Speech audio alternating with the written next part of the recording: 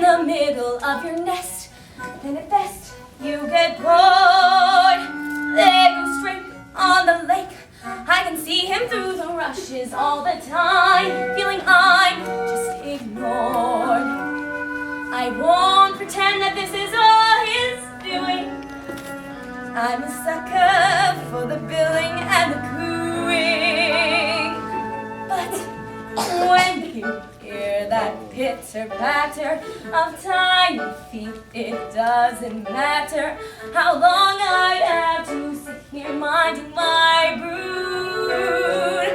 That little head so soft and downy, their baby paws all golden browny, their beaks constantly open waiting for food. It's the joy of motherhood.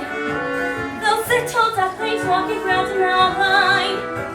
I'll do what any other mother would.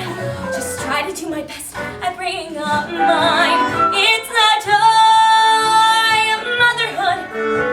Those little perks that make it all seem worthwhile. I'll do what any other mother would to get my ducks decked out living in style. Morning, Ida. Morning, Maureen. How's the mother-to-be? She'd be better if the father who was better being at the father who is. Sometimes I think it'd be better pairing with a decoy. Oh, I'm sure Drake will make a marvelous dad when the family arrives. Not him. Duck by name and duck by nature. Ducking out of his responsibilities. Well, how much longer do you have to go? Well, by my reckoning, they should be out by now. I went to all my prenatal hatching classes, run by that self-satisfied stork, and she said about half a month, but 2 weeks is up. Oh well, the best things come to those who wait. I don't know. Why do we put ourselves through it? Every spring, it's exactly the same. But just think of all the rewards, all those lovely little ducklings. All those beaks to feed, Waking you up at all hours. getting into deep water. Attracting unwanted admirers. Like the cat? Why do we put ourselves through it? 'Cause when you hear that dibble-dabble, you're proud to say, hey, that's my rabble.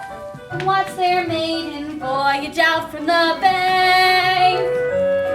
Like champagne corks, you'll see them bobbing, Accompanied by mother sobbing relief. thanks you to nature, nobody sang.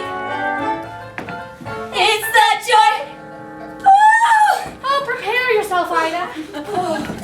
Oh, quack.